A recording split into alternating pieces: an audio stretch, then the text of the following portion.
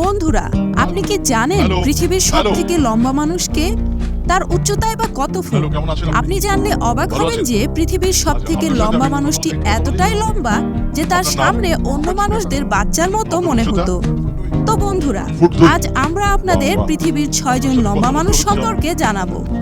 বন্ধুরা, সেই সাথে আমরা আপনাদের পৃথিবীর সবথেকে ছোট মানুষ, সবথেকে মোটা মানুষ, সবথেকে বড় ব্রেস্টের মানুষদেরও দেখাবো।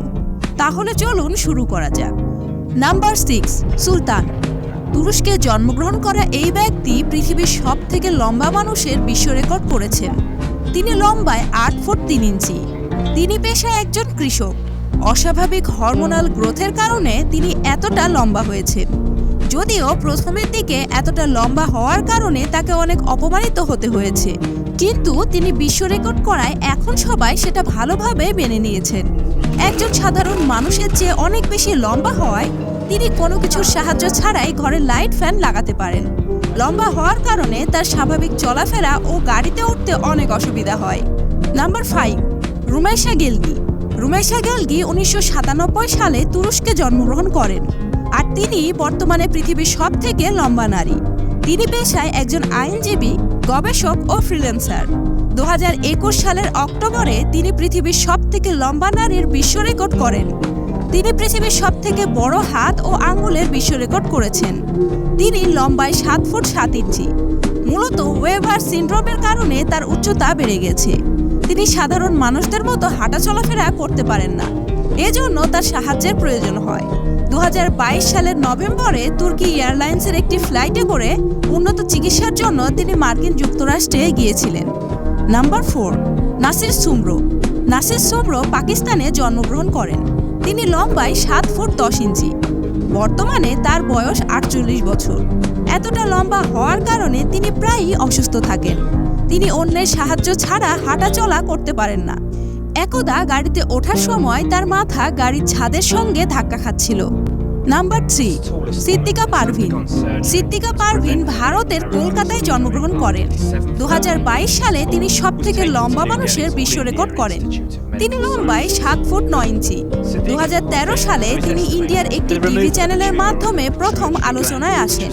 তিনি বিভিন্ন অসুস্থতায় ভুগছেন। ব্রেন টিউমারের কারণে তার উচ্চতা অস্বাভাবিকভাবে বেড়ে গিয়েছে এবং তার মেরুদণ্ড ভেঙে গিয়েছে, যার কারণে তিনি ঠিকমতো হাঁটাচলা করতে পারেন না। ডাক্তারের মতে আগে চিকিৎসা করলে তিনি এতদিনে সুস্থ হয়ে যেতেন। নাম্বার 2, ধর্মেন্দ্র প্রতাপ সিং। ধর্মেন্দ্র প্রতাপ সিং ইন্ডিয়ায় জন্মগ্রহণ করেন। তিনি উচ্চতায় 8 ফুট 1 ইঞ্চি। এমন উচ্চতার কারণে তার জীবনযাপন ব্যাহত হচ্ছে। তিনি স্বাভাবিকভাবে হাঁটাচলা করতে পারেন না। অনেক পড়াশোনা করেও তার কোনো চাকরি না হওয়ায় তিনি সার্কাসের দলে যোগ দিয়ে জীবিকা নির্বাহ করতেন। নাম্বার 1, জিনাত আলী। জিনাত আলী বাংলাদেশের কক্সবাজারে জন্মগ্রহণ করেন। এক সময় তিনি পৃথিবীর সবথেকে লম্বা মানুষ ছিলেন। তার উচ্চতা 8 ফুট 6 ইঞ্চি। 12 বছর বয়স থেকে তার উচ্চতা বাড়তে থাকে। হরমোনাল সমস্যার কারণে তিনি দীর্ঘদিন চিকিৎসা নেন। 2022 সালে মাত্র 23 বছর বয়সে তিনি মারা যান। আজ থেকে 300 বছর আগে জাপানে একজন ব্যক্তি ছিলেন যার উচ্চতা 22 ফুট। তিনি এতটাই লম্বা ছিলেন যে তাকে দেখে সবাই ভয় পেতেন।